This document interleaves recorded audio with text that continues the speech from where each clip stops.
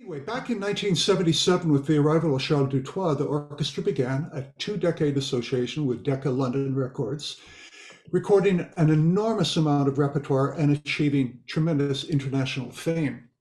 And they have an incredible tradition of excellence among the bassoonists. Here are some of the principal players: Rodolfo Masella, Sidney Rosenberg, David Carroll, Richard Honeck, Whitney Crockett, John Clauser, and Stéphane Levesque. You know, I think there ought to be a Mount Rushmore dedicated to these bassoon players. So let's have a quick snapshot so you can get an idea of who these people were. Here's Rodolfo Masella. He was an intuitive bassoonist, great artist, and a very kind and empathetic teacher. Many of his students are active today. Here's a name that some of you may know or not. For a while, the associate principal of the MSO was Sidney Rosenberg. He went on to an illustrious career teaching at Indiana University and was a well-loved pedagogue. Sadly, Sid passed away in 2010. Another great name, David Carroll. This was a key appointee of Maestro Zubin Mehta. David eventually left the OSM for the Toronto Symphony briefly, and then finished his career with several decades as associate principal for the New York Philharmonic. David also worked with that great Minneapolis bassoonist John Miller in creating the first incredible bassoon quartet, the Bubonic Quartet. The Bubonic Quartet, yeah, sadly their activities were curtailed by the arrival of a vaccine. Richard Honeck, he's present today in the viewing audience. We're glad to welcome him. Well, Richard was the featured solo bassoon in most of Dutoit's great recordings of Ravel and Stravinsky. He was a wonderful and inventive musician, and he went on to have a career as a conductor and educator. Richard's now in semi-retirement. He coaches musicians of varied backgrounds and instruments in their preparation for orchestra auditions, and he runs the Brook Valley Bassoon Days with our Zoom co-host, Joanne Simpson. Now, during the Dutoit years, there were several illustrious second bassoonists. On the left here, BC-born Nadina Mackey. She came right out of Curtis, sat to Richard's left and brought her enormous individual character to the chair. And she was succeeded by Philip Pandolfi, who eventually fled to the Pittsburgh Symphony, and that opened up the chair for Alberta-born Suzanne Nelson. Suzanne joined this Boston Symphony in 2000. What an incubation space for great players. Whitney Crockett. After Richard Honeck's departure for life as a conductor, Miami-born Whitney Crockett assumed the principal position, and he went on to the Metropolitan Opera for a dozen years before moving to his present position as solo bassoonist for the LA Philharmonic. And here, John Clauser, one of Bernie Garfield's great students. He left the principal position at the MSO for the Cleveland Orchestra in '97. And listen, if you haven't noticed already, several of North America's greatest players occupied the principal chair in Montreal over the years. And speaking of great North American players, the incumbent and now longest serving principal bassoon of the OSM, Stéphane Levesque, continues a long tradition of excellence. I'll hand the class over to Stéphane in a moment, but I know he would not want us to go on without a few moments to recognize his OSM colleagues, all tremendous players. First, Mark Romatz, who for the first decade of Stéphane's career served as contrabassoonist before he fled in 2019, again for the Metropolitan Opera Orchestra. And then Mathieu Harel, who joined the orchestra in '98, also after studies at the Curtis Institute. He's the associate principal to this day.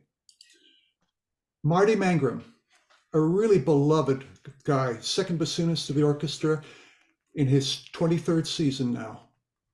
Finally, Mike Sundell, most recent member of the section. He joined his colleagues in 2011, and what an incredible team they all make. So that's a bit of history. Now we can focus on today's class. I think the OSM's greatest bassoon hits is repertoire that they perform superbly, of course, and frequently. So we'll cover the first 5 of these excerpts today that you see. And if we have time, we'll add the berceuse from Firebird. Of course, along with Shostakovich, Ravel and Stravinsky gave us bassoonists great solo opportunities. The excerpts we hear today are constant features on any orchestral audition list. And so without delay, I'd like to welcome our teaching artist for the class, Stéphane Levesque. Stéphane, who will offer his ideas as he interacts with 4 of his own students from McGill University, Matthew So, Leah Espinosa, Daniel Zaldana, and Zoe Sir-Louis. Stéphane, over to you. Thank you, Chris. Thank you, Joanne and Chris and the council for organizing these classes and for a really, really awesome website. So when we were looking at the list, Chris, can you just go back one slide to yeah. So I played Bolero this past week. Ravel Piano Concerto we took on tour last year. Sacre du Printemps we opened the season with. Firebird we play all the time. Alborada, last time we did it was as an encore on tour also. So it was very much during the Dutoit years that the OSM became linked with this repertoire, but it has stuck. And when we go on tour, now we usually have one program that has either Sacre du Printemps or Petrushka, things like that. And then we're trying to do other things, but when we go away, when we present the orchestra on tour, they just still want to hear this stuff because it was so good. And I also wanted to say a couple of things. Hi, Richard, in your wonderful Brook Valley shirt. It was just, I didn't know this. When I was going to concerts and I would hear Richard play, I was just amazed, because he was such a wonderful player. And I've heard you do many, many things. I've heard you do the 2 Webers. I've heard you play all the excerpts basically because I was, a little orchestra groupie.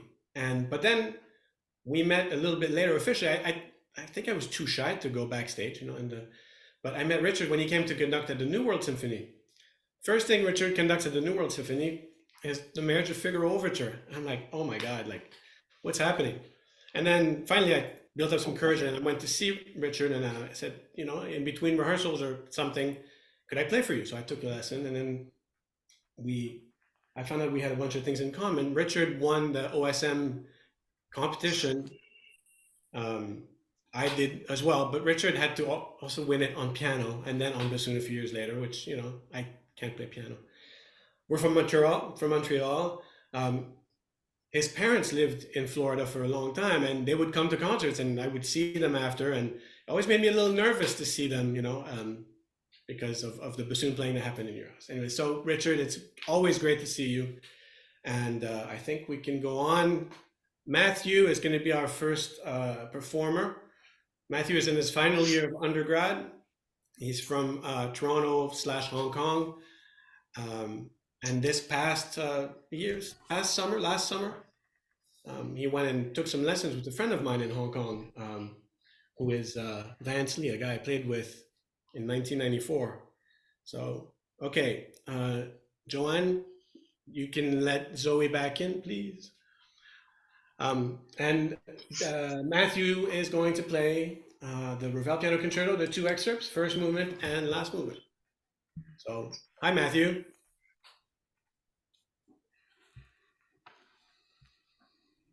Hi.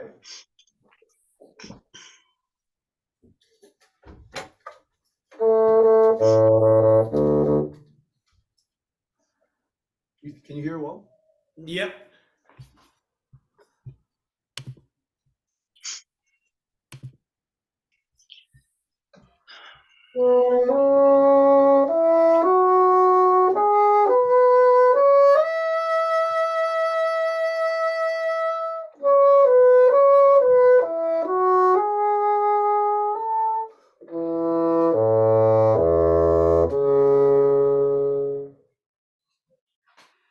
Really good, really good. You got the high E. Woohoo! Okay, so this needs to be a little bit more. Chris, could you? Actually, no, it's fine. It's okay. It needs to be a little bit more. It's so cliche, but a little more jazzy. These accents are obviously not punchy accents; they're super warm accents. So maybe think of them as a forte mezzo forte, like the idea of a forte piano, but a forte mezzo forte. And then he says vibrato, and I must confess to never have really looked into why he said it, but I think he just really wants to make sure that we're super expressive, maybe a little exaggerated. So can you try to do it one more time and make the downbeats of every measure, the ones that have accents, every note that has an accent, a little bit warmer, more like a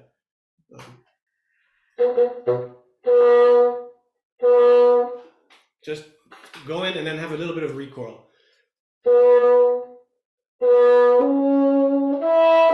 So, and then back off. Okay, try one more time, please.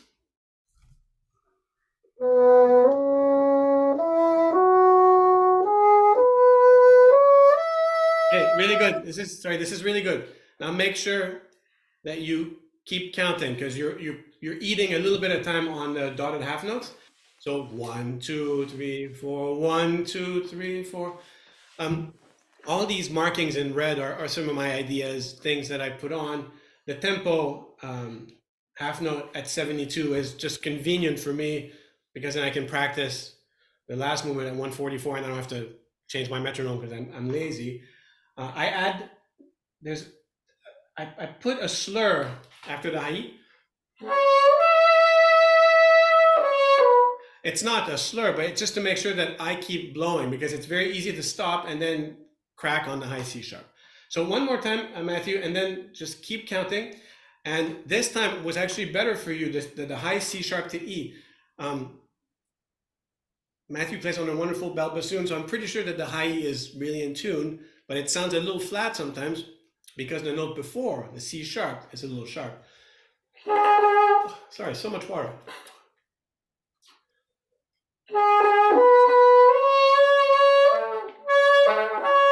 If you're too sharp, then the high E sounds flat. So make sure that you play your C sharp, no resonance key on the pinky, if that helps. Every bassoon is different, but I've found that the majority of bassoons on the C sharp without the pinky E flat is a little easier. Okay, so one more time, please, Matthew.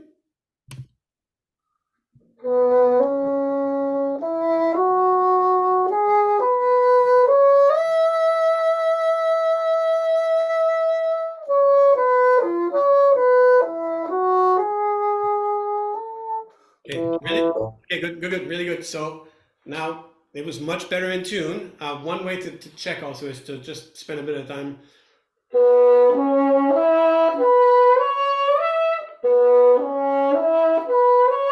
But after the high E, make sure that the C sharp and B come back down, because if you were in tune on the way up,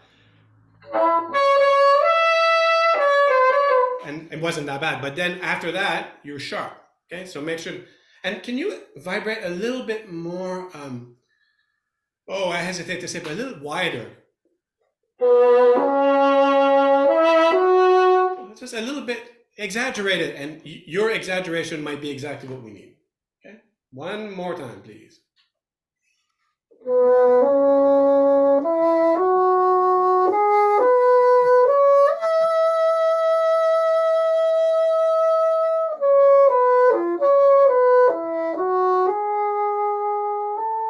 So just go from the third measure. This time I found the C sharp a little bit high again. And then after, so, there is a break in the music, sure. But if you stop playing, if you stop blowing, you're probably going to do this. And I kind of did this on purpose, but it's happened enough time practicing that I know I have to think about it. So even though you're going to stop to re-articulate the C sharp in the sixth measure, and then the next one with the accent, make sure that your fingers are also smooth, because that one also sometimes is going to be a surprise. Can you just go from the third measure, from the G sharp?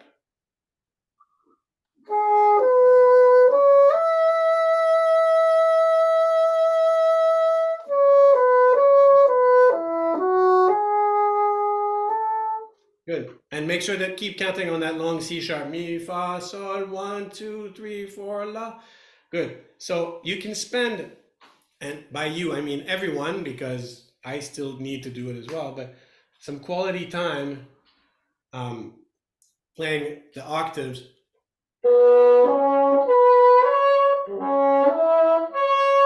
And try to make sure that that's always in tune. And then you can do it on the way down. And then if you hear, then you know there's something wrong. But doing the octaves is really going to help you. And make sure, and everyone, there are many high E fingerings. Make sure that you pick one that has intonation, but also response. Sometimes we can go, just using a high D with the high E key, that's fine. But then there's fingerings on the right hand. I should have written a few fingering options, but there are things on the right hand that keep it flat. I play it on the right hand with only the A flat key. Now, some people can also use the C sharp trill key to bring the pitch up as well. So you can play the high. I want to see if I can see myself. Hold on. Oh yeah. So on the right hand, you're playing basically. I go from the C sharp. There we go. I go from the C sharp. I use basic C sharp, both high C and high D keys, 1 3 1 3, and then go to the high E with the high E key, the high D key, and only the A flat. But what's important is to fool around and seeing on every bassoon, it can be a little bit different. On some bassoons, taking off the G key or the B flat key will help or make it worse. I also like to say, usually, fewer fingers is better for the smoothness, but go and find the fingering that helps your bassoon as much as possible. Some people use long fingering. Some people don't have a high E key, so they might use something with a high E flat. That's a good one. So high D. Maybe we should put those in the chat later. I'll put them in the chat. High D, high E flat, 2 3, and then 2 3 on the right hand. With the C, sorry, not high D, with the C sharp key. Yeah.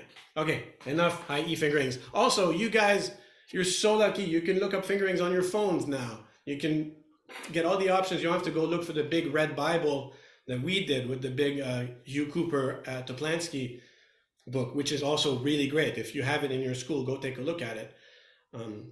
Okay, I think we could go on to the third movement, please.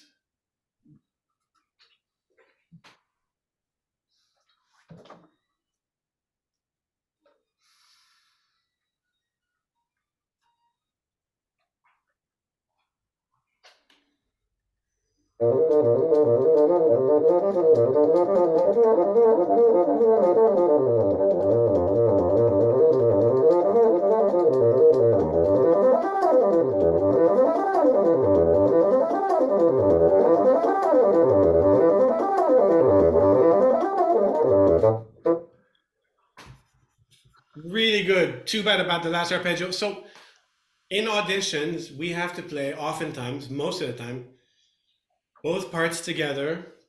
And if the orchestra is nice, we don't have to play all 6 arpeggios, because at that point, even if I played the whole first part of the solo alone, I asked Marty to please save my life and come in the third of 15, and then we can alternate, or we can play it for 2 measures or whatever. In the Dutoit years, and Richard, correct me if I'm wrong, but it was always one player doing everything. And then, no? Okay, you speak up. Both of us were doing everything. So Okay. me and Renee, Bernard, and then Nadina, we both played the entire thing together. Oh, well, I can't tell. It's amazing. And I was going to say, because when I joined, Dutoit wanted just one player. And then I don't know if I'll ask Whitney if it's something that happened. Maybe Suzanne didn't want to do it. I don't know. She could, though. And then Kent Nagano, wanted us to play as printed, which made Marty really mad, but he had to get it back in his fingers. And then one day Marty was, hi Suzanne, it was never an option. Okay. And then one time Marty was sick and we had to do it. he got that little virus that has happened in the last 3 years. And Michael Sanda was going to come play second.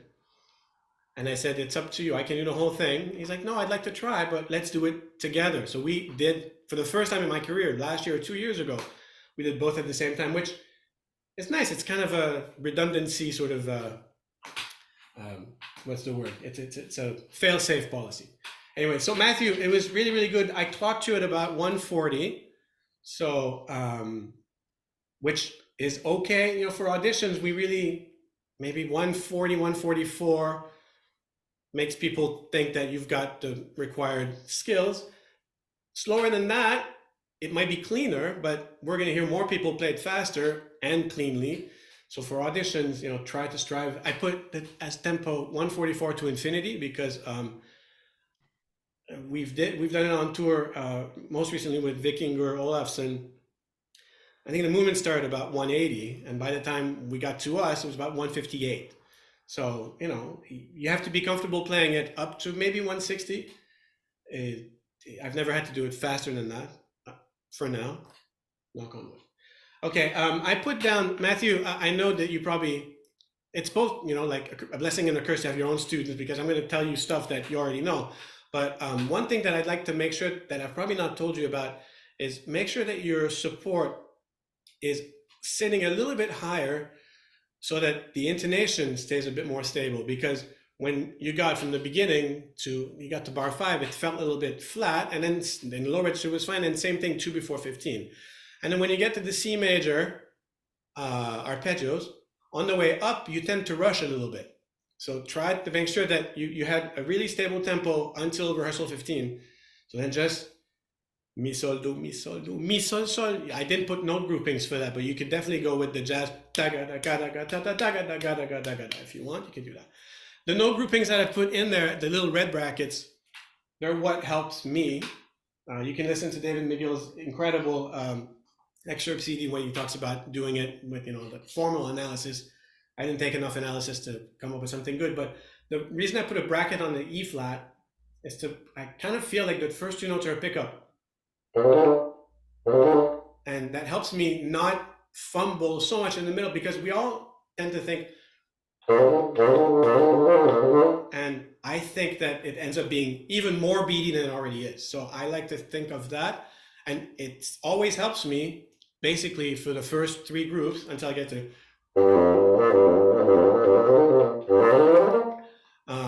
oh, 3-minute call. Okay, good. Thank you, John. So you can look at these groupings, see if they help you. They've really saved me, especially when you get nervous. Then I have to go back to, you know, what's the plan? What's the focus? Oh yeah, my note groupings. And I don't pencil them in the OSM part, because when Matthew has to do it, he's going to erase it anyways. So so let's do it one more time, Matthew. Then try to make sure that your intonation, your support stays up a little bit. It's marked piano, but it's really you know, you can play comfortably mezzo piano. I pencil in a little crescendo 3 before 15 on the second beat. So I find it, you know, again, I didn't do all the research. I just find it weird to have a subito mezzo forte. So you ask a second player, or you lead yourself to that a little bit. Okay, one more time, Matthew, please.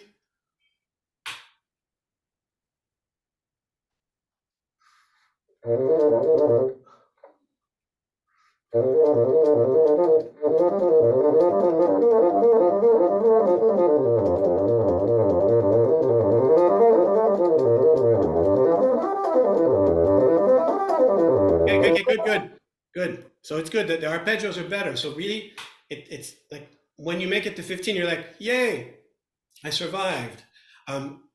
Audition tip, what you just did now, when you start it and it doesn't go well, if it's in the first measure, you can stop and restart, because it'll give you more confidence. If you start and you mess up and you try to keep going, I think that the panels will appreciate you not putting us through feeling bad for you. Just stop and do it again. I just want to check, and you know, Zoom has gotten so much better, and we can talk about intonation now. In the first few months of the pandemic, it was a bit iffy, but 1, 2, 3, 4. In the 4th bar, are you putting your pinky down on the G, on the resonance key? Because if not, then the pitch on the G goes up too much, and then if you're a little bit flat on the B flat, then that's another intonation, like where the G itself could be okay, but it makes the B flat sound flat. Matthew, it's always a pleasure. Thank you so much. Let's go on. Thank you. Thank you. Leah is in her first year of graduate studies. She's from Louisiana, and she speaks French. We don't speak French often enough. We should. So we'll do that now, maybe. Just put you on the spot.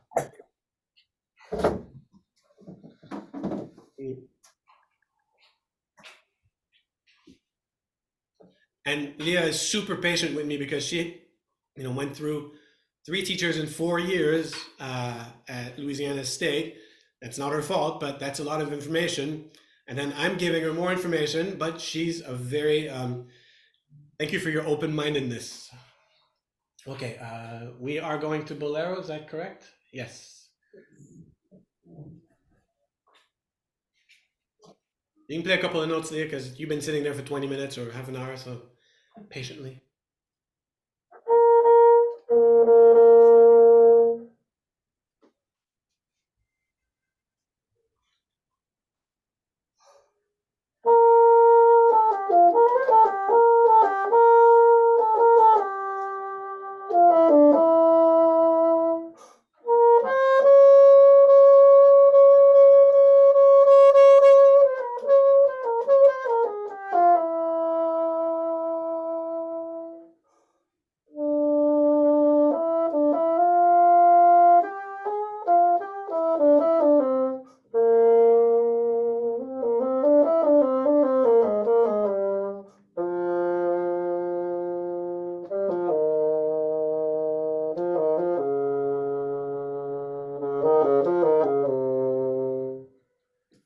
Very, very, very nice. Thank you.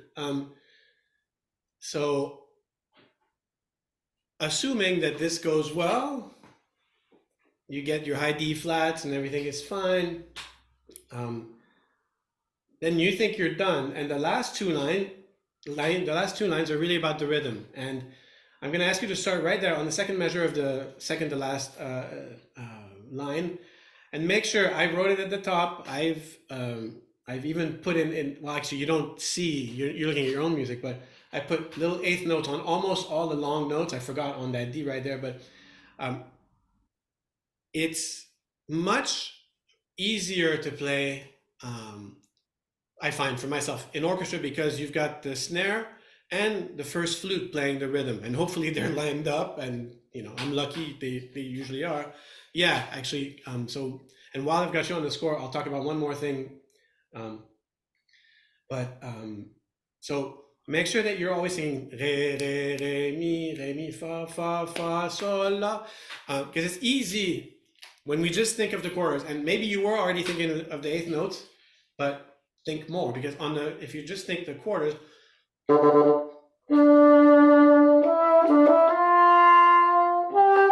it's easy to think you're okay, because the quarters, there's so much time in between every quarter. I put as a tempo, it's funny actually, looking at the score, Chris, I was reminded that in the score there is a tempo, quarter equals 72. I've never played it that fast. With Nagano, it sometimes went down to like 63, which takes a couple more minutes and it's super long. But I find that 69 for me is a really good tempo. Or if I'm lazy, I'll put it 72, because then I also won't have to change my my metronome. So let's try from the where I said the re mi fa, and really think of the eighth notes.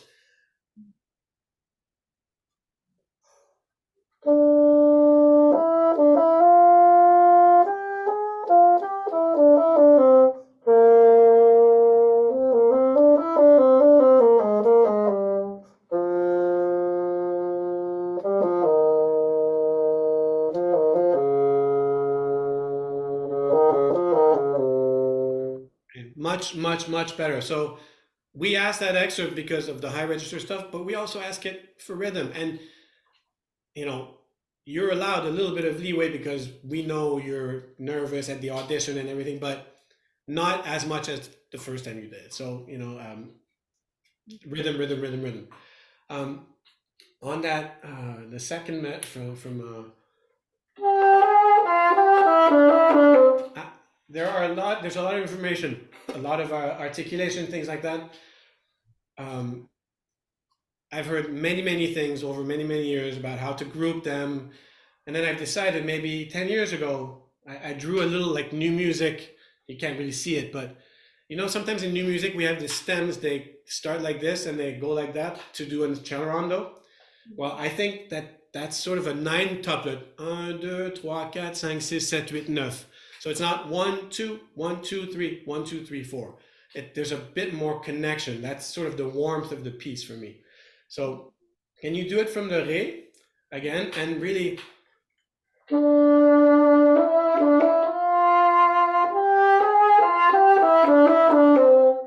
connected? And then when you get off that C, I should have played the B flat, but make sure you can breathe or not, but there has to be a little lift. But make sure it's not, or maybe a little warmth, a little vibrato or something like that. And then I put a crescendo, and actually in one of my sleep deprivation moments, I put it on repeated G's on the second part, but it doesn't work because it's a major sol. But Chris, can we go to the score for 1 second, please? So the next page, please. Do you have only the first page? Okay, well, so you can see right in there, even though we don't have that part, the flute is playing.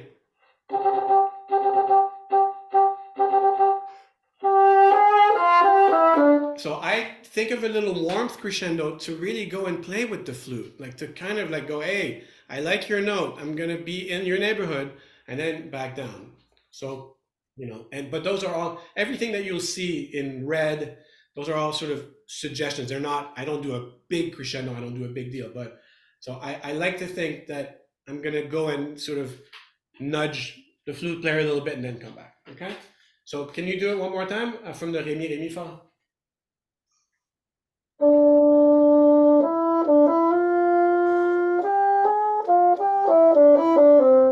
Sorry, one more time, and don't cut the A flat too short before you articulate the fa sol mi. Not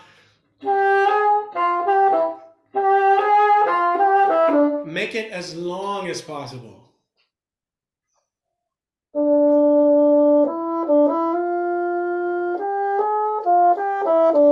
Okay, good. That's much better. Much better.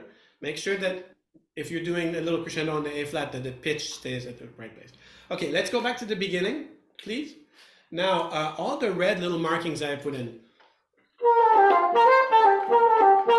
strangely enough, those are in a couple of excerpt books, the Stadio and the Righini books. And so that's how I learned it before I got the part when I was a high school and first year undergrad. And Mr. Mazzella never said anything because he told me to use the Righini book. And my shock when I got the part and there was only one slur. So I've always done very gentle articulations like this. Hasn't been a problem. No one's told me not to do it. So if you want, you can have access to these old, the Stadio, it's a skinny excerpt book, and the Righini is a big monster Bible, which they're full of mistakes, but some of those mistakes actually led to interesting sort of at least musical phrasing ideas, which I think it can be really helpful. But right now you don't have to do those. I don't know if we've talked about that, but I like to suggest though in the second measure, when you go to the accent, a little crescendo on the 2/16. So it's not so jarring, but so just lean into it a little bit, okay? I also put, for those of you who don't have a high A bridge, anyone who plays a Renard and even some Fox bassoons, you don't have a high A bridge, that little thing here that connects the A key to the whisper key. I don't know why it's not standard. Go spend $50, get it put on by your local repairman. But if not, you can put your lock on if you have a right hand lock. If you have a thumb left hand lock, that's not going to work. But and you put your lock on, and then during that G you take it off. It'll make things a lot smoother. The B flat and the A and B flat speak so much better when the whisper key is shut, and I'm sure that Chris, you could write a paper about that. So let's go again from the beginning, please, Leah.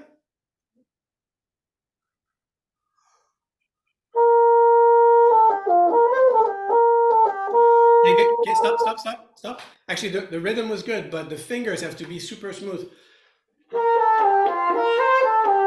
So make sure that you don't let the high C get away from you, both in terms of the technique and it's often going to be a little too loud. So one more time.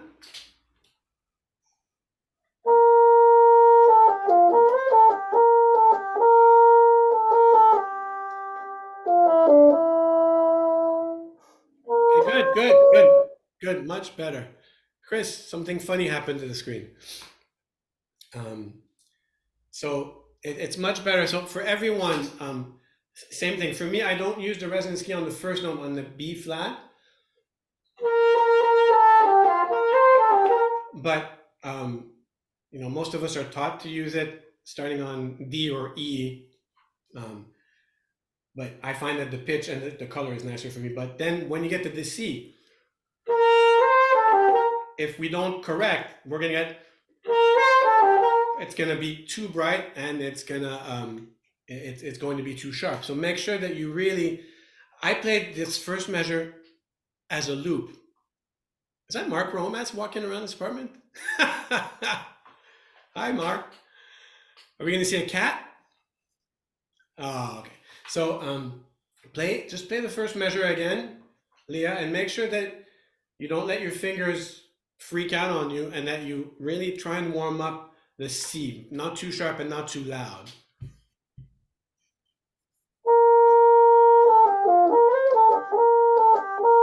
Good. And you know, sometimes we have to think about a different detail, and the rhythm sorts itself out. So make sure that you're always thinking. Leah is playing on the Renard 240.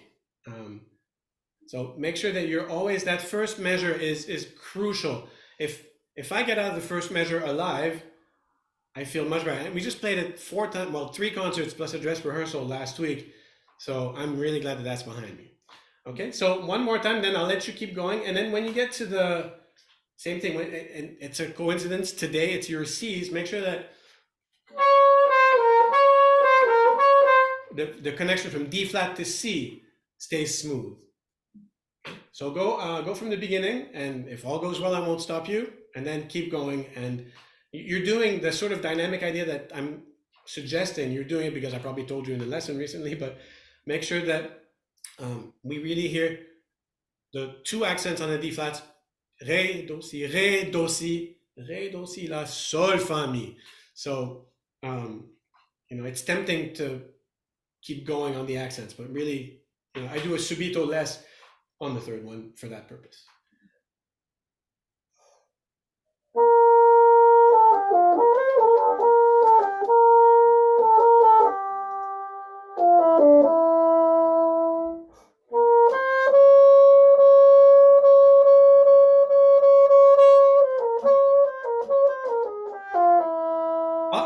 Awesome. But then where's my G accent? I put a tenuto on it too. It was so good. So if you nail all the D flats, you're not done. You still have to play an accent on that G. Can you go from C, Do, Re?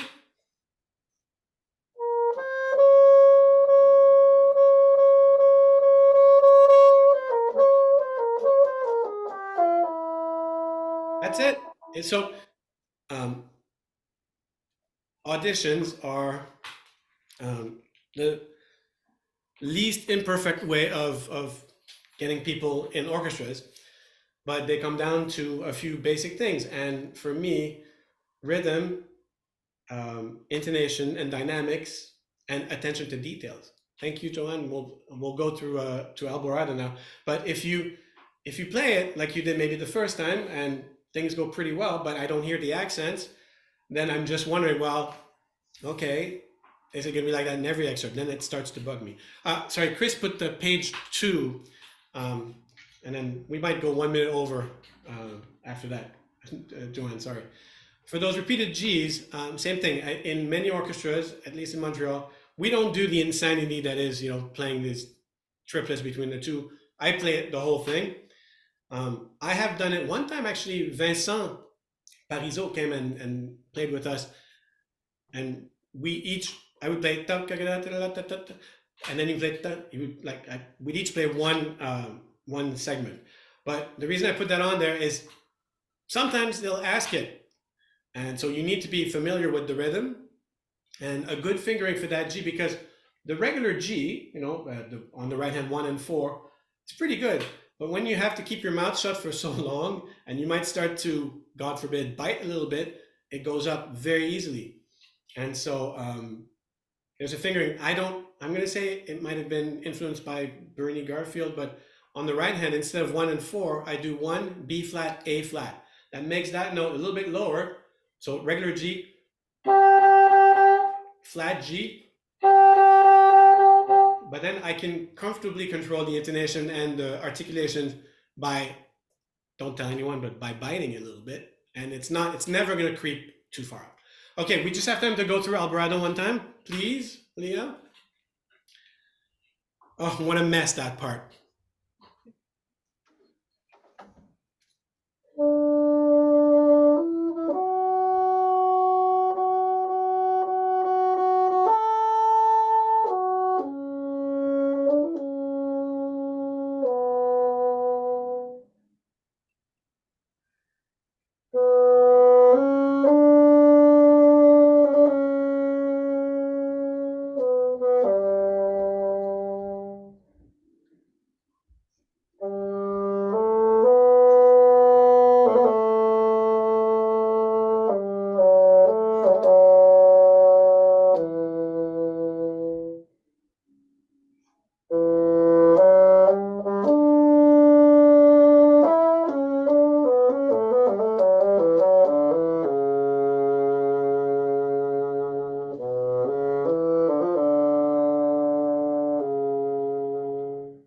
Really, really good. Can you just play the first measure one more time so we hear it well? Because everything else was so good.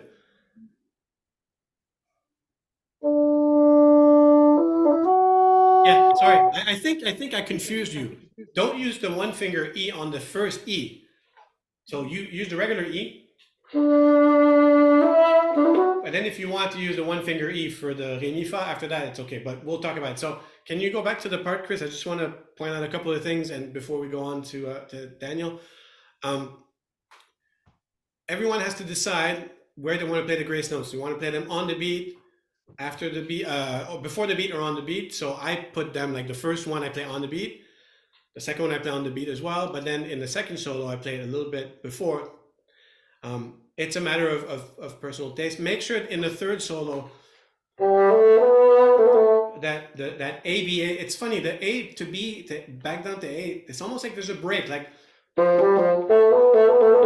because might need to flick or not blow too hard so that on the way down the A doesn't crack. And so yeah, Nick Richard wrote a great paper looking at the score, the bassoon part, which is missing at least one slur. Thank you. So you can go on the website. But come back to the excerpt 1 second, Chris, please. Measure before 10. The slur clearly is missing in the part, but it's in the score. So,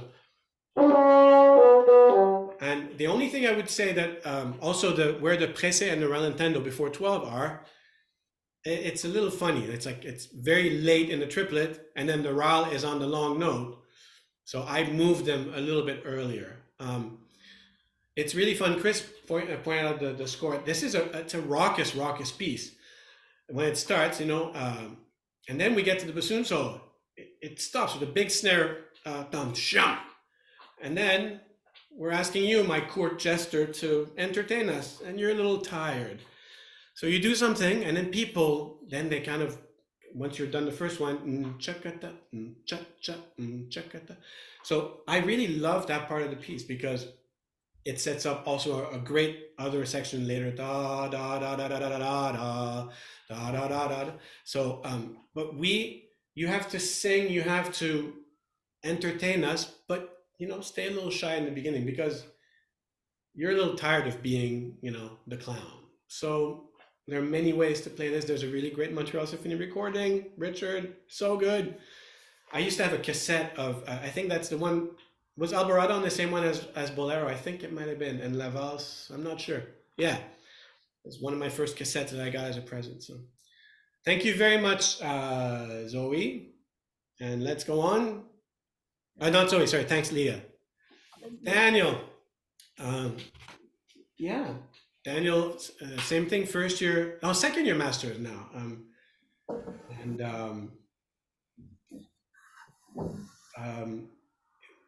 Daniel's from South Florida, and he came to McGill from University of Michigan before that. I think it's something I could say about 99% of my students. It's so great to have people willing to try and do the things that we suggest. And on their side, if there's open-mindedness, then usually, not everything we say as teachers either makes sense. I reserve the right to contradict myself on a daily basis. I should have said at the beginning of the recording. Anything I say, I can say exactly the opposite in the lesson next week. But what's really important is the open-mindedness, and that's a quality that is really important to me, and all of my students figured out pretty quickly. So let's go to one of my absolute favorite pieces of all time still. So play a couple of notes, because same thing, you've been sitting there, I'm sure, in the wonderful room at McGill where it's nice and humid, not, and warm, maybe too warm. So play a couple of notes, please. I have it in 2 till 3. Okay, that's okay. Sorry. Oh.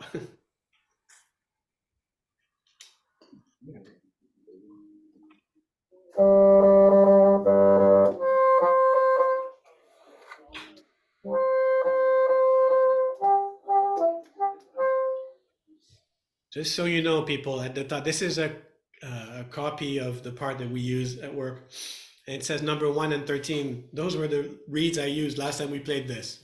1 for the opening, and then 13 is a pretty bad reed, because once the beginning is done, there's some tricky stuff, but most of it is, you can play on a not your best reed, but you need your best reed for the opening. But then there are 2 chords where we have to be 2 quiet sections at the end of the first part and also in the second part. So it's really, that was reed number 13, could do that as well. Okay, Daniel, please.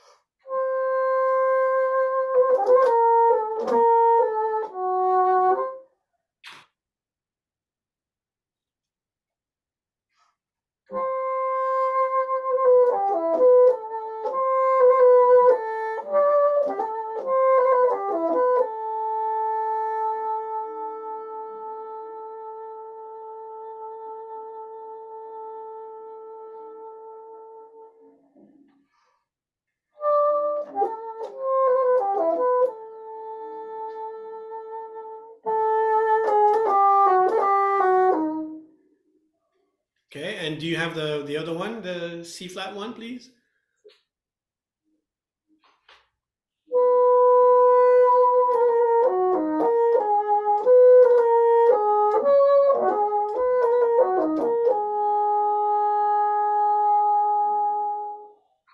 Really good, outstanding. Thank you so much. So let's talk, first of all, I want to talk about rehearsal number 1. Then we'll talk about the first note, but rehearsal number 1, Daniel, you nailed it, except in your enthusiasm, and then I didn't get a second C. And usually it's just your thumb from the A up to the C. You have to make sure to actually open the C key, because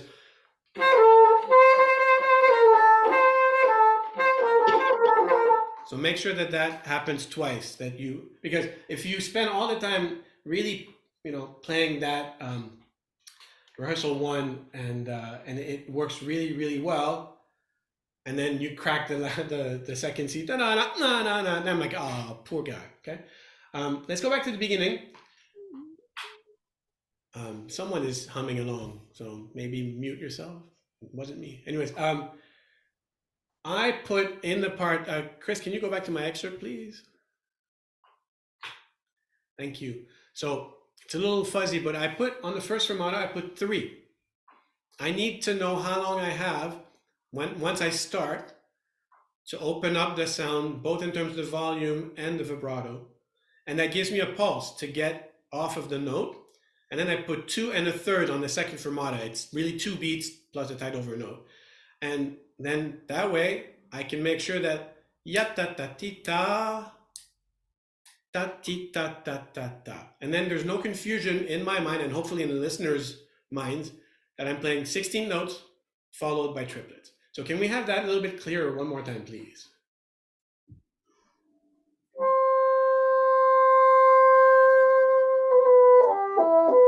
Okay, stop. And so you're like one of the few people I know, and we talked about this in the lesson, my friend. I clocked you at about 45 on my metronome. So 50, which really is 100, because that helps me to subdivide as well. So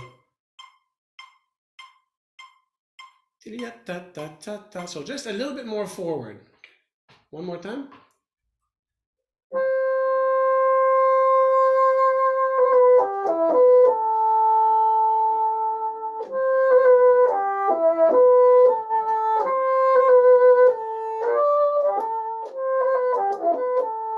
Good, very good, very good. So now it's one of the excerpts that's hard on Zoom because it sounds probably louder than you're playing. But can you start the beginning and just a little bit softer? Not too much T on the first note. I do articulate. Some people suggest air attack. If you can do it, great. I'm not good enough to that. I do want to articulate it. But make sure that you've got enough support, enough embouchure control, especially with the sides, not just up and down the sides, that you feel like you can release the C. One more time. One more time. Stop.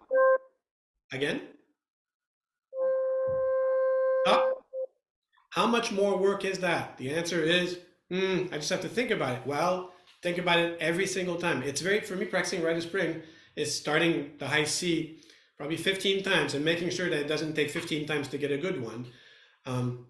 But you're playing the excerpt and it sounds like the high register is not too much of an issue for you. So then I'm like, why is the first note not nicer? So make sure that it's very, very nice. This time when you played it all the way to rehearsal 1 before I stopped you, it was good. On the second measure, a lot of people tend to jump the last 8th note to get to the quintuplet. So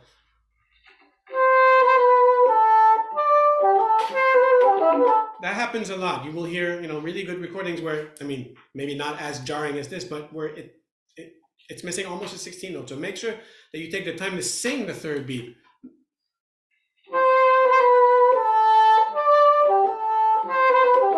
So you have time to go to that. And I know we spoke about this just a couple of days ago. Your high D sounds fine right now. Only one time it was a little fuzzy, but make sure that during the A, you're setting your support up. You're anticipating almost like the A is 2 16th notes. The first 16 notes, you arrive on it. The second 16th note, you jump your support up so that the high D it doesn't have any resistance. You cancel the resistance of the high D. Now, rehearsal note. So can we go from pick up to 1, please?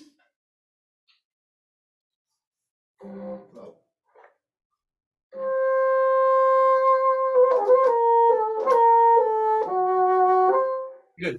So this is really good. The poco accelerando I put in parentheses, but what you have to make sure is that the second triplet, the 8th notes after the second triplets don't sound so much slower. They are slower, but I think maybe that's all you need to do. The poco accel is really for the bass clarinet. But that was really good. So because it's so good, I don't have to spend time. But I still want to tell people how they can make number one happen less. It's so scary, but it doesn't have to be.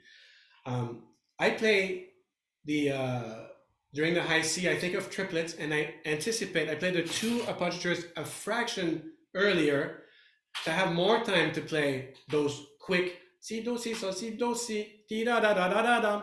If you wait to the last minute, if you play what's printed, I don't know if it'll work, but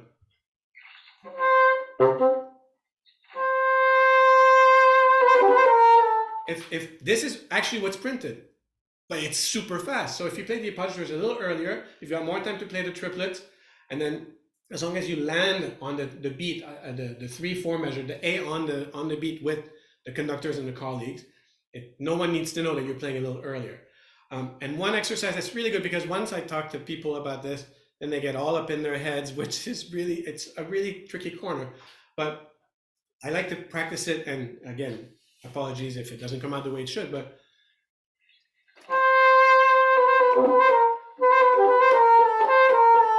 just play it as even 16ths and then even eighth notes. And be really careful of the half hold on the first finger, because clearly I practiced at the beginning of the year, but now I haven't. So, and if you do it evenly, and then you can exaggerate the finger motions a little bit to make sure that the rhythm doesn't mess up your fingers. It's hard enough, but if you can play it evenly, that'd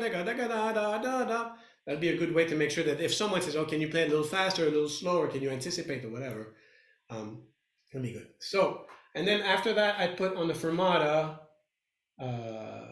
at the end, just before two, I put 2 beats, because in an audition, the English horn player might be there and then start humming his da da da da da da da da da da da da.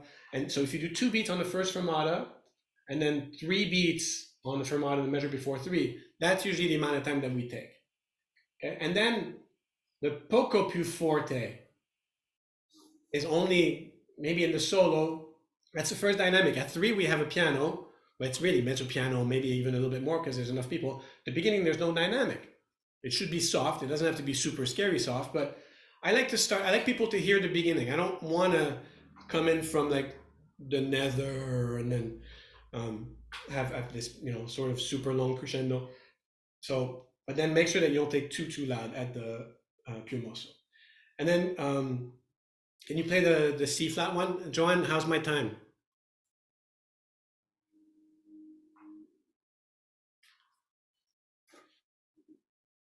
You let me know, Joanne, please. Okay, so Daniel, play the C flat recap. Stop. Same thing.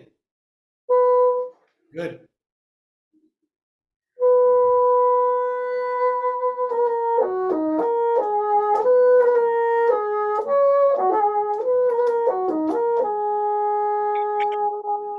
Appoggiaturas. The last one. The last one was good. The first 2 before that, I heard movement, but I didn't really hear pitch. So make sure that you always, I'm not doing anything fancy.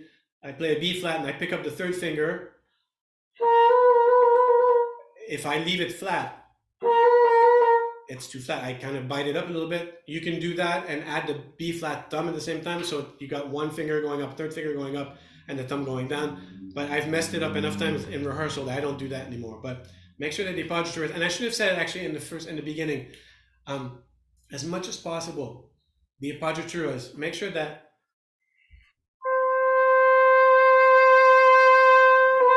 well, that's the one I played. It's always going to be the same. If you play it a little faster than you meant to, correct it for the second one, but you can't have different 16-note appoggiaturas. Another way to look at it, and of course the G appoggiatura has a slash through it, but if you forget the slash, I'd like to think that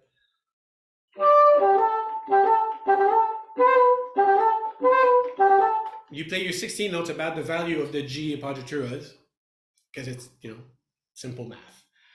In the C flat one at the very end, don't play too loud too soon. And I take a little bit of time because it's like now whoever was singing that little song in the forest on their way to the sacrificial grounds, they're a little farther, so you can still hear it, but maybe there's a bit of, Doppler going on. And also, it's sad. I heard this. It's going to be a great celebration. The crops are going to be great, but we're still going to have a bit of a sacrificial,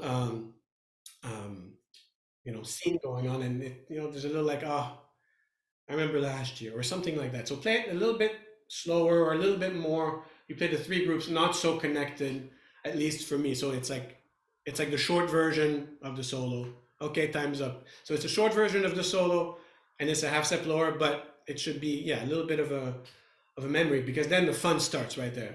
We get to the place where all of the teenage girls are going to be there, and we're going to pick one, and it's going to be a mess. But thank you, Daniel. Thank you so much. My God, this goes too fast.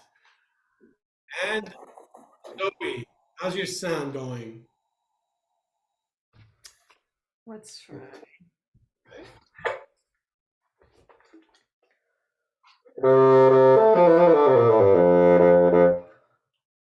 Really good. Thank you. Good? Okay, great. Zoe she's going to start, it says currently, but she's going to start her master's in January. We met at Orford, and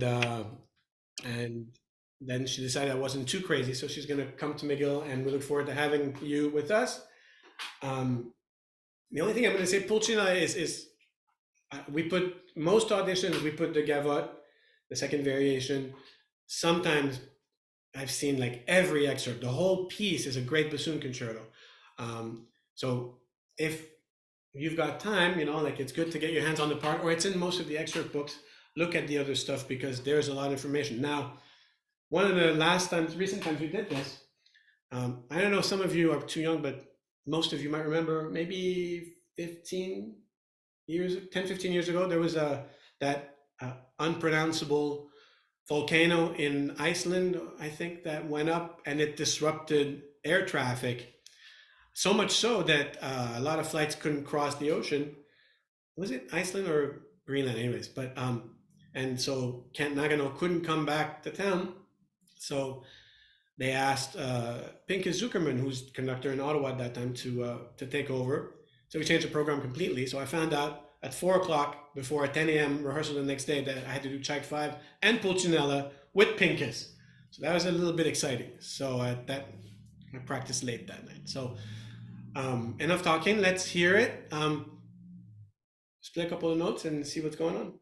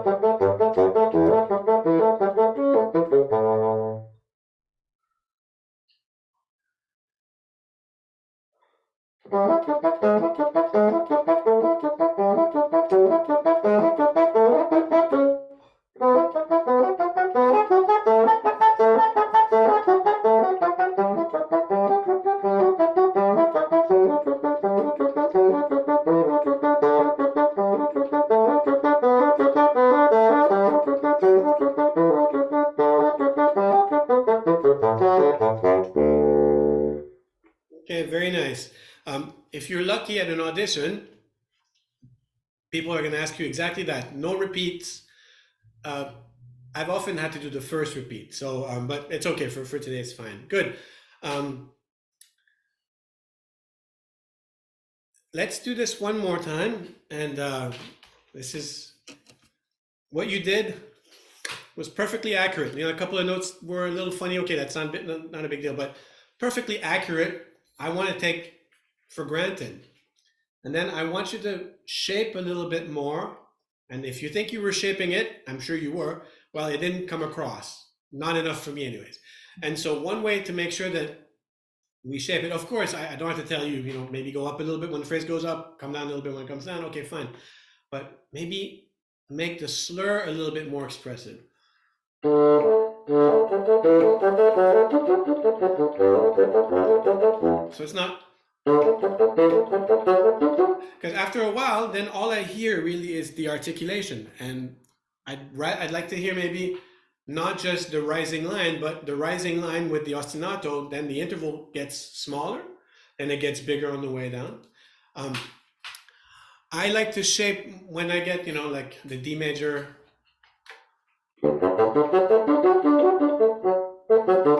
Maybe play it up to the F sharp, then back down, and the 3 notes after that are a little pickup.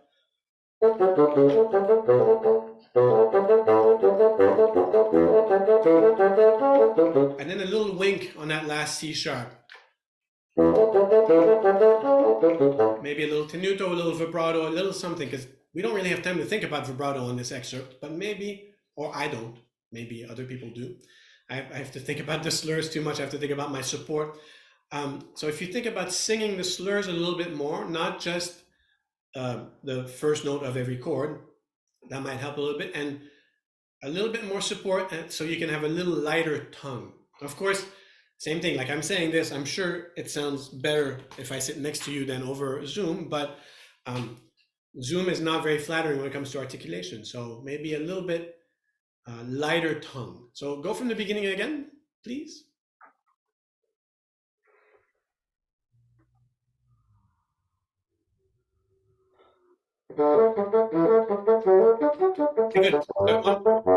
Good. Thank you. So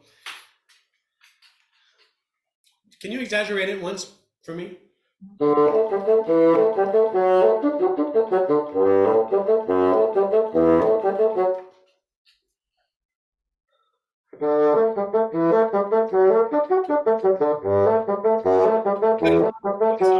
That's obviously a little much. Yeah. But that's a lot better than just where the slur almost goes too fast. Okay, so when I say sing the slur, try and think of the slur that's more important than the repeated notes.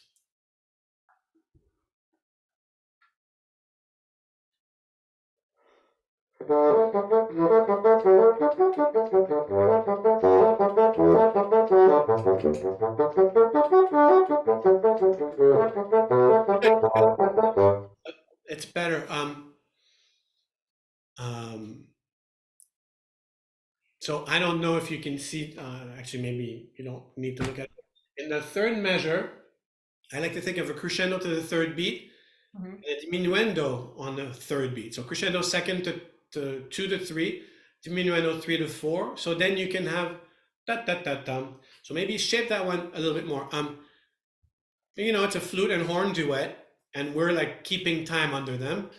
But we have a little bit of an opinion too, so that's why you can do these things. You don't want to steal the show. At the audition, you have to play musically to the point where people can sort of hear that their part as well, but you don't want to steal the show. You don't want to do so much that they're like, that's going to be a problem. Okay, One more time, please. Also, there's no dynamic. Accompagnando, so maybe think just a comfortable, soft-ish. I put MP arbitrarily, but mezzo piano plus. So then if you get a little louder, you don't want to get to forte or more. You get to mezzo forte maybe.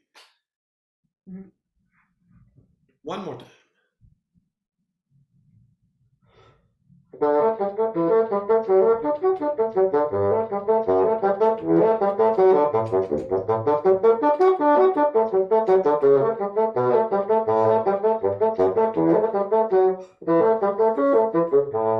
Do the last measure, and then a little tenuto on the C sharp.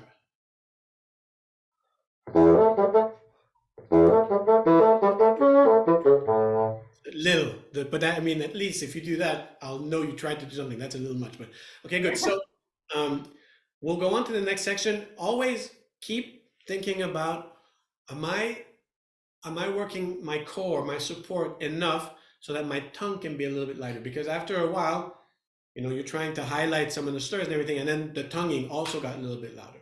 So go from after your rests, and then just so this is a really fun section because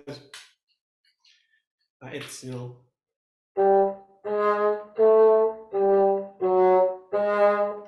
can play with the chromaticism a little bit in there. So that's why it's really important to sing the first note and maybe even the slur a little bit. So try that again.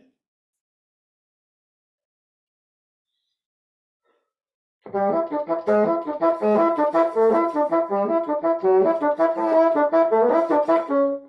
more time. One time. One more time. A little bit softer. Again, I don't know if your mic input is a little harder than for the other people, but I this is feeling a little too comfortable. Do you think you're playing mezzo piano-ish, or do you? What do you think? I can probably play softer. Yeah, just a little bit, and then but then have a bit more fun with the. I should have practiced.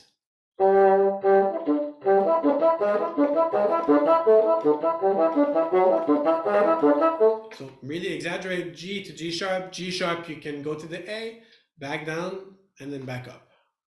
Okay.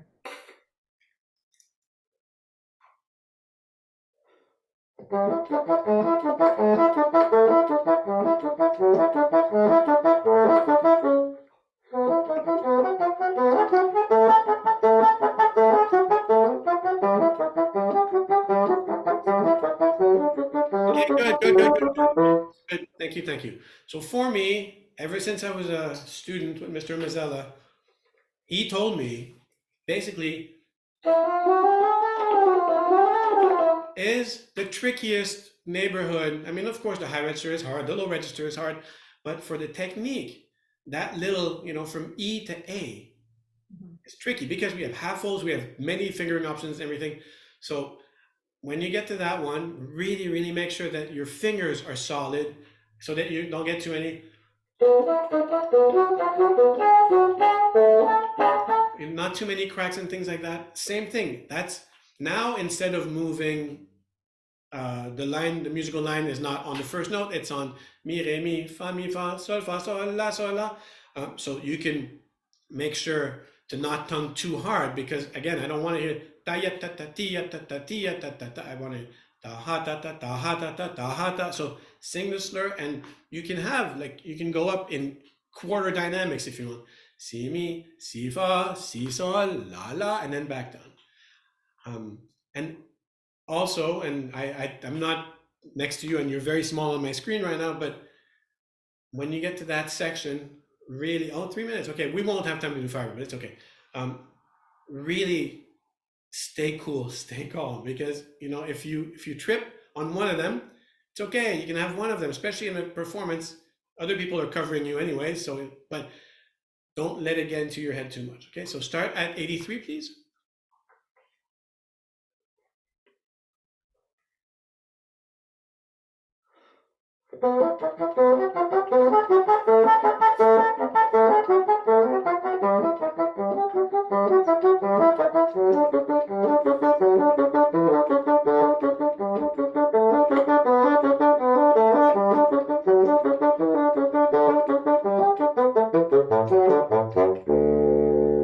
Good. That pace, that return on the writ at the end is much better. I just think of it.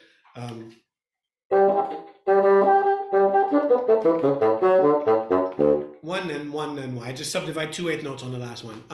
So just a couple of sort of phrasing ideas. When you get back to when this was much better, 83, and this is an excerpt I don't take for granted ever because things can crack. F sharp, G sharp, A. But if you also go a little bit to the next measure or to the fourth beat, bring out that octave and then bring out the last octave as well. I like octaves very much, and if I focus on that, it makes the slurs more lyrical, I think. Just the last beat before 84 in this part, I put little accents, and I should have put dots as well. I like to get a little Baroque on that.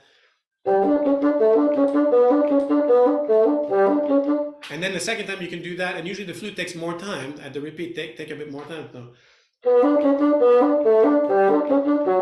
To just change it up a little bit. Yeah. What you did was it's really beautiful, but I think I kind of like to, because this is all sort of very neo-Baroque, neoclassical Stravinsky. So you can have fun with your articulations. Support, so your tongue can be lighter and you can sing the slurs. And then once you feel comfortable with that, then you can have, these red markings are suggestions. They don't have to happen. it can be a little bit different on the repeat. If they have you do the repeat, you can take a little bit more time. The beat before 84, you can make maybe bigger dynamic contrast, things like that. So thank you very much. Looking forward to seeing you in January. Thank you. That's it. Thank you, everyone. This beautiful playing, wonderful playing. I feel very lucky. One of the things I like to tell people, why do I teach? Especially now with the babies at home, I don't need the aggravation with the schedule and everything. I do it because my teachers were so generous, Mr. Mazzella, Mr. Maxim, and Mr. Morelli. And I don't do it because I have to, because I'm principal bassoon of an orchestra. They'll call me, but then usually it's so inspiring for me. And it's been 25 years doing this now. In the beginning, I was very close in age to these people. I'm not anymore, but it's still, and I still learn so many things looking at the scores, hearing people play, finding fingerings. We won't even talk about Leah's high D flat fingering. She had something really cool. I'm like, wow. So thank you, everyone. Thanks again to John and Chris for organizing this, and to the council. Bassoon Day at McGill. Bassoon Day at McGill, February 3rd. Carlo Colombo from the Lyon Opera is coming as our guest, and Marlène and Galisami is going to do the morning masterclass. Same thing as always. Ben Bell will be there. Maybe I'll get another vendor to come in the morning, hang out, share coffees. Then masterclass in the morning, masterclass in the afternoon, concert at night. It's going to be our 21st or 22nd Bassoon Day. I think it's crazy. I don't know where the time goes, but so February 3rd, 2024, Carlo Colombo and Marlène and Galisami. All right. Excellent. Thank you so much. Stefan, Thank you. Stefan, thank you so much. We so appreciate your time. We all, even those of us who aren't in Montreal, continue to admire you and your section. There were a couple. We have just 3 or 4 minutes. If there are a couple of questions, I noticed in the chat someone wanted to. I thought this is an interesting question about what bassoons the students were playing on. There's a question about Leah. What instrument were you playing? If Leah's still there, and unmute yourself. I'm playing on a Fox 240. Okay, Daniel, what are you playing? Fox 601. Okay, and Matthew? Bell. On a bell? Okay, what number is it? 76, I believe. 76, cool. What about you, Zoe? What's your instrument? I play a late 12,000 Heckle. Aha, very good. Are there any questions? Raise it into the chat. We have a couple of minutes for questions. If I may, Chris, yes, Yep. there was a question in the chat earlier on for Stefan, and perhaps for anyone. The question was, what do you think about vibrato? How do you approach vibrato in the bolero in particular? Vibrato is essential. It's a wonderful tool that we have. I am married to a cellist, and between the cello and Mr. Maxim have been at the Met Opera for all these years. Singers are a great influence. I'm just going to plug Mr. Morelli's website, morellibassoon.com, and then he's got a little packet of teaching stuff, and his thing about vibrato. He never told me. He would tell me sometimes, can you vibrate faster, slower? Can you vibrate with more amplitude or narrow? But then he has this whole theory about a good vibrato speed for us is 300 beats per minute. And then it's like, what are you talking about? And sure enough, and we've all done subdivision exercises for vibrato. His point was, you don't want it to sound subdivided. So when you practice it, you go, you do your 2s, your 3s, your 4s, and then you do quintuplets at 60. Well, you could do 16 notes at 75, it'd be the same. You could do triplets at 100, it'd be the same. But if you do quintuplets at 60, unless you're a new music, crazy person, I love them, but we don't perceive quintuplets as easily. Now, where that becomes dangerous is if you feel good about your vibrato being in that range, and it could be, you could be practicing it at 58 or at 63 if you want a little bit faster, it's okay. But every now and then you have to be careful. On bolero, if we do it at 72 or close to 75, your good 300 vibrato is going to start to sound subdivided.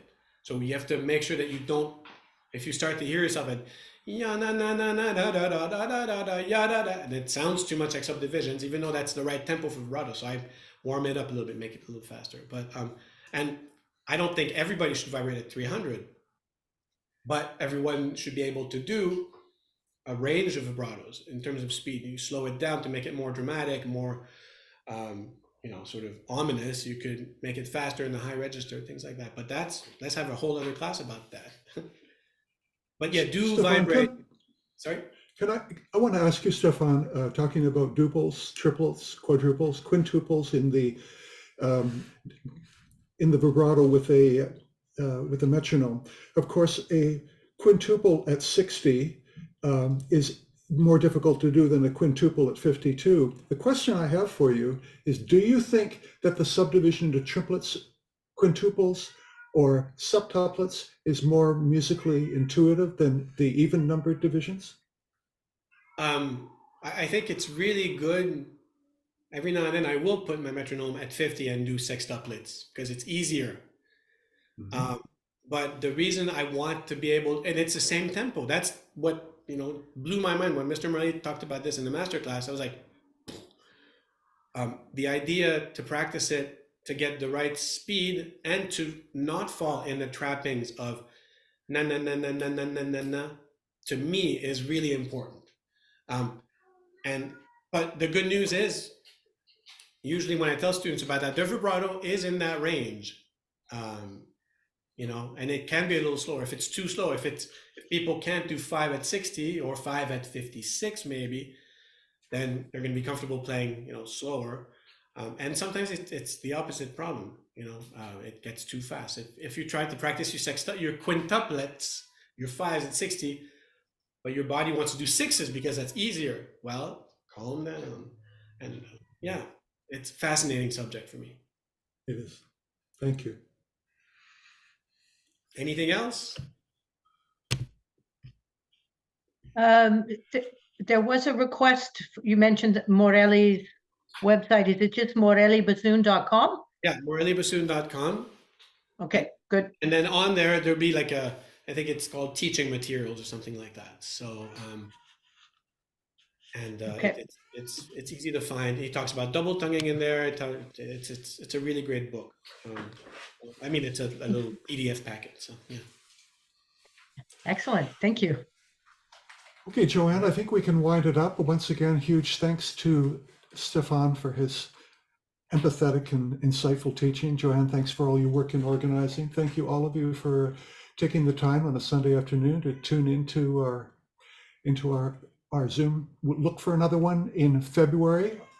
We will be announcing that in about 2 weeks, who that will be. And in the meantime, I encourage all of you to take a look at the website for the Council of Canadian Bassoonists and dig deep under the different menu headings, and you'll see all sorts of interesting articles, some of them very approachable and some of them very esoteric and even arcane in their subject matter. But thank you all very much. Thank you.